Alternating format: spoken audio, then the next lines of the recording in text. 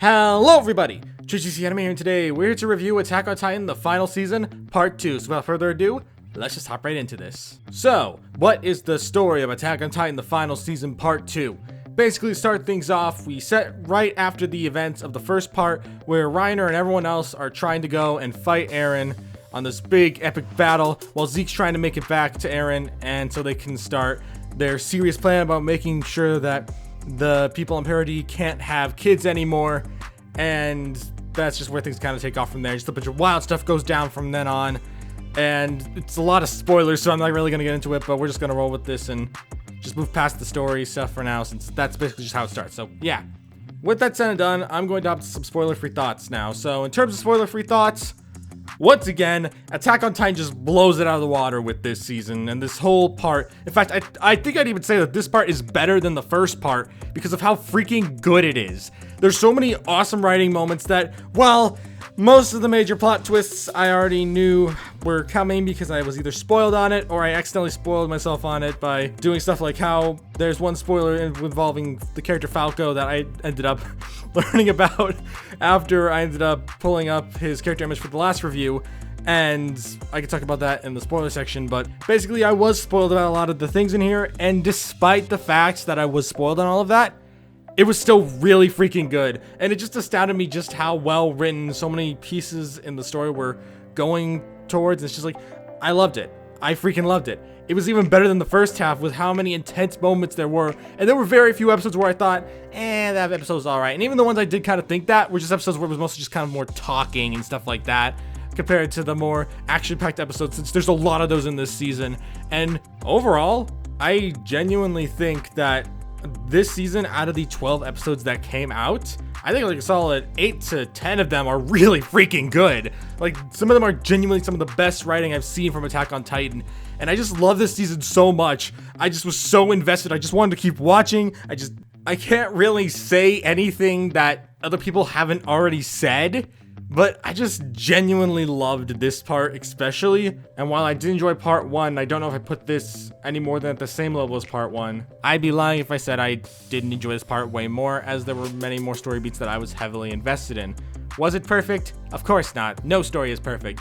But it's been very enjoyable, especially with all the plot threads we've been going through, and just genuinely a lot of things really improved this part that I kind of had problems with the last part that, as I said, really got fixed up this season. So yeah, I guess I should probably talk about a few negatives I had without really going into spoilers, since, you know, this can't all be super positive. And I guess one of those complaints I kind of had was how the ending of this season goes, where most of it's really good, but then the final episode, they have some sequences that, without actually spoiling it, feel like they should have maybe been put a bit earlier in the season, I guess. Just, there were times where I was watching the episode and I thought this would work a lot better earlier in the season than as the final episode of this part.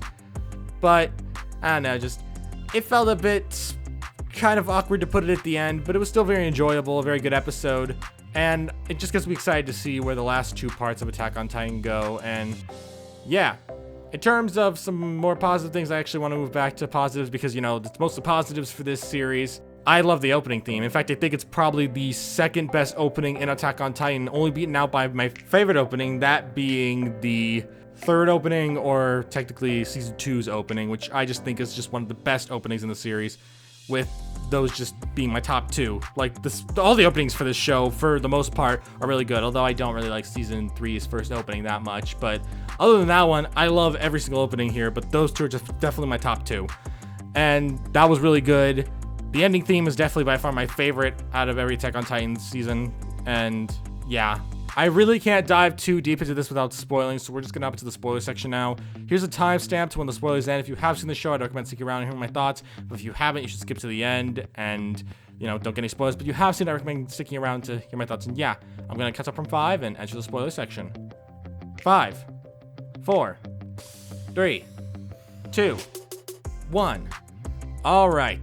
So, once again, Eren kind of takes on a villain role this season, although in a completely different way from the first half. And that is the fact that it's actually revealed that Zeke, after Eren reveals he wasn't actually going to go through with the removal of baby making stuff plan, Eren reveals that he actually wants to use the power of the founder to work on his own plans. And because of that, Zeke thinks, oh yeah, no, I saw this coming, so I'm gonna Uno reverse you real quick.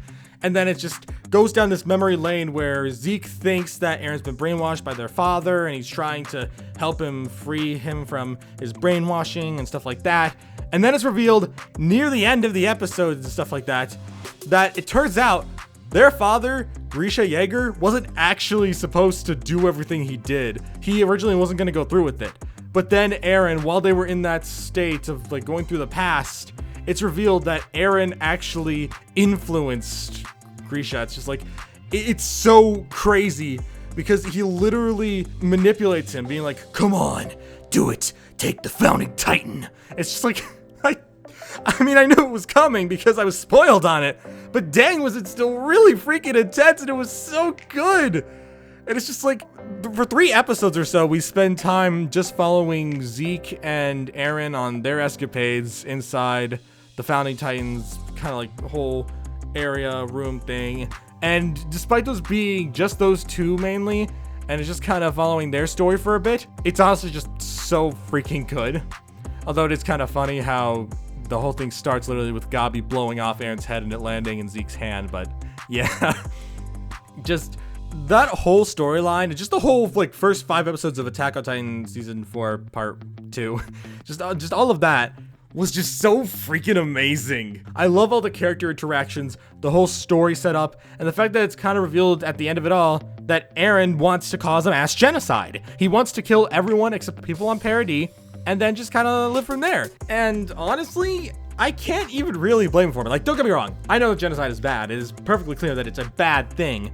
However, I do understand Eren's thought process while doing it, which is why, even though I do kind of want to see his friends stop him, at the same time, I'm just like, should I be rooting for them or him? I don't know, because I don't agree with the idea of mass genocide, but at the same time, it makes sense in what Eren is thinking. Is it right? No. But does it make sense? Yes. And it's just that crazy, bizarre twist of fate where it's just like before, where I just can't decide who's the bad guy here, because while I don't agree with Eren's methods, his whole goal from that method makes sense. And it's just like, oh my goodness, I just can't get enough of how well written Eren's whole character is in this season. And it's not just Eren too. Gabi, who I mentioned last time, was really, really annoying at times. Even gets a lot of improvements here, where she starts to realize that the people of Paradis aren't that bad. It's just certain people who are bad. And it's just so good about how she gets a lot of character development and even manages to save some of the people on Paradis, aka the people she ended up hanging out with for a while. And it's just, oh man, Gabi's character development in this half especially compared to the first half was just way better, and I found myself way less annoyed with her, and I honestly started to kind of appreciate her being there, since she kind of acted as like the in-between between Marley and Paradis with the people they were interacting with. And then there's also Falco. Moving on from Gabi for a little bit, Falco really kind of surprised me with how, even though he doesn't have a big role in this season, the fact that Hawk ended up giving up his Titan in order to save Falco was interesting, but sadly I was kind of spoiled about the fact that Porco was eaten to bring Falco back from being a Titan. It was spoiled for me, and that was just mainly because, as I mentioned earlier, I was trying to pull up Falco's image for the review for last time, and it ended up coming up straight up with his Titan. So it looked exactly like Porco's. So I was thinking, okay, yep, that is a spoiler I did not know, but I know it now. So that was not fun, but I will admit the design of the Titan is really freaking awesome. But the whole thing with Falco, while he definitely feels like a lot more minimal role in comparison to the previous part, I still liked him being there and the way he kind of contributed to the story. And I also really like how a lot of the other characters grew, especially with Annie, who finally, after all of this time, finally got out of the shell she was stuck inside of. And rather than everybody immediately trying to fight her and defeat her, instead they're all like, yeah, no, we understand your situation. You're probably in a rough spot, but we're gonna ask for your help since you seem to understand what's going on, which I kind of had a little bit of a problem with it. Like, don't get me wrong, I do appreciate the fact that we didn't have to explain everything to Annie, but at the same time, I kind of wanted to see that. But the fact that it just revealed that, oh yeah, she can hear everything that's going on in the outside world, and she just kind of rolls with it and all of that. I don't know, just I felt like maybe her not understanding what was going on and having to figure things out would have been a lot more interesting to watch. But at the same time, I get why they didn't do that, because, you know, it'd be kind of awkward to have to include that with everything else that's going down. But I don't know, just it felt like a bit of wasted potential, in my opinion, to really give her a whole new character arc. A few other things I want to talk about, well, one in particular is the whole thing that I talked about last time, where I felt like Armin and Mikasa really didn't have as much screen time as they could have gotten. And in this season, it doesn't really change too much from that view. However, I do think that there are some improvements. It's just the fact that Armin actually has like a character mental breakdown moment where everything's going down, everything's just going crazy. And Mikasa's just like, Armin, what do we do here? We're in a really bad situation. We already have all this going down. Then there's Eren causing mass genocide. It's crazy. And at the end of it, he's just, after she's asking all these questions, he's just like, I don't know. I am in enough of a tough situation. I can't decide on every single little thing. I'm not like our previous captain, our previous leader. I don't know. And it's just, it's clearly a mental breakdown on his part, because he just didn't expect the fact that he doesn't know how to respond to all the things, and he thinks that Erwin was the one who could figure it all out. And it's just really interesting, since he actually goes through a moment of thinking, did I deserve to be given the Titan and live, compared to Erwin? And it's just like, dude, Armin really been having a mental breakdown here. But at the end of the day, he still decides to help Gabi stop Connie, who wants to feed Falco to his mom in order to turn her back from a Titan, which ends up leading towards Armin trying to get eaten himself for a bit before Connie's like, wait, what the frick are you doing, dude? But moving on past Armin, I am also disappointed with Mikasa's real lack of involvement. She has a few pieces of her character here and there. However, she still doesn't do too much. She's still just kind of there, unsure what to think about with everything going on with Eren. And I just felt like out of all the characters, she definitely has lacked the most in terms of potential right now. Maybe that'll change in the next 2-part special things, but I don't know, I just feel like Mikasa, as of right now, is just kind of there. She still has cool things, but she's just there. But yeah. Moving past that for now as well, there are some other characters I'd like to talk about who actually get a lot more screen time than I thought they were going to, and I actually appreciate it. Those being Jean and Connie. Honestly, I really do love how their characters go through all the turmoil this season, as Connie, as I said before, tries to feed Falco to his mom, who was a Titan. And it's just this whole situation where he's just really mentally unstable right now, because he thinks, I have the chance to bring my mom back, and I really want to. And he's just conflicted because he wants to help bring her back, but at the same time, Falco's not a bad kid. So the fact that everything goes down just makes it just so good seeing Connie's development. And Connie's not even the one who gets the most development this season. That probably has to go to Jean, who ends up thinking at first, like, this is all so conflicting, I don't know how to feel. And then you think that thanks to, I think the guy who helps Eren's name is Flock, tries to convince him. He's trying to convince Jean to join his side and join the Jaegerist, and Jean is just like super conflicted. He doesn't know how to feel about all this. He wants to live a peaceful life, but at the same time, he doesn't feel good about the idea of mass genocide. And it's just so interesting seeing how much he goes through, and the fact that in the end he ends up joining Mikasa, Armin, and everybody else to go and try and take Eren down.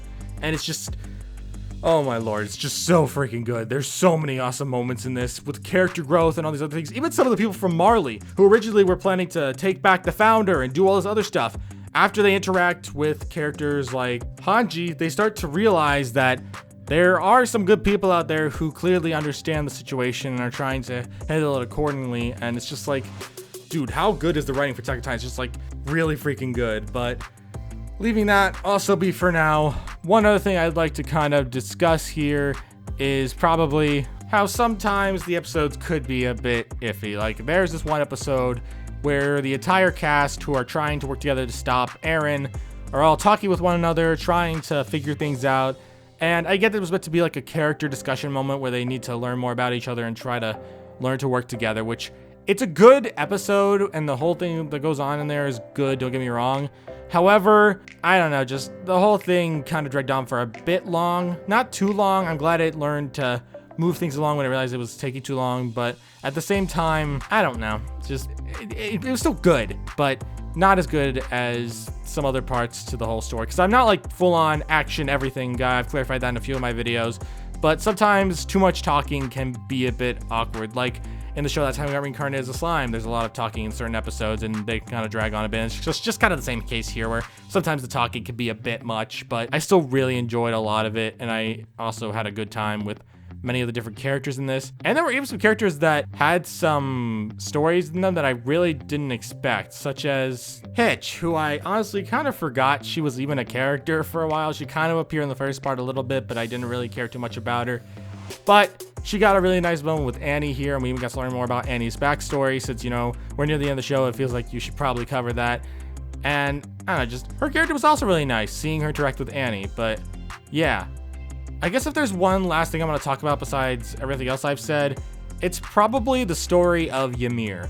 Now, as we know, Ymir is this ancient being who originally got hold of the Titan, and it's been passed down from her for generations and generations. And I thought the whole backstory with her and how originally she was following Zeke's orders, but then Eren managed to get through to her and be like, stop, get your own freedom. It was good. I thought it was good. Like, for a backstory for a character we barely really knew, I thought it was really surprisingly entertaining. And I just really enjoy how everything with the rumbling was set up. And it just seems that all of the writing for this part of season 4 was just at its absolute best. Like, with those few episodes that I wasn't too caring for, overall, this whole season, like a solid 10 out of 12 episodes, were by far some of the best anime I have ever watched. Some of it is so freaking good that I am surprised just how quickly I was able to get through this anime. It was so flippin' good, and I'm very happy to have sat through it. And I'm also excited to see where things go for the final 2 parts of this final season. And yeah, that's all I really have to say. So we're at the conclusion of this video, and what are my final thoughts? It was fantastic. There were some ups and downs here and there, but overall, it was freaking fantastic. It fixed a lot of the problems I had with the first part and just added so much more to it that I never thought was possible, and genuinely makes me feel like it's just some of the best I've ever seen from anime ever. There's just so many awesome moments, and the fact that I can't even pick a side and really stick with it just shows how much these characters have really affected me and how much this world has drawn me into it. And I'm just excited to see how it ends. I'm very excited to see how these last 2 parts wrap everything up. And yeah, overall, very enjoyable, liked it a lot, and that's why I give Attack on Titan Final Season Part 2 a 9 out of 10. Fantastic. I'm very excited to see how things go with the next 2 parts, and I'm very excited to cover it. So yeah, that's all I have to say, and thank you all for watching. If you're new to the JGC Anime channel, don't forget to subscribe. I also do Anime Fans the channel, and I will see you all around. Peace!